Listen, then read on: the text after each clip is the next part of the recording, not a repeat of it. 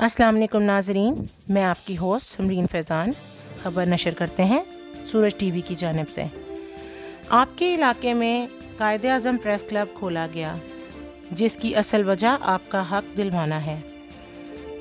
अगर कोई आपके साथ किसी किस्म की कोई ज़्यादती करता है या गैर कानूनी तौर पर आपको तंग करता है, या कोई पुलिस स्टेशन का मसला है, किसी किस्म के इदारे का मसला है, वो आप कायदे-आज़म प्रेस क्लब में डिस्कस कर सकते हैं, जिसकी सदारत चौधरी इरफान शौकत साहब करते हैं।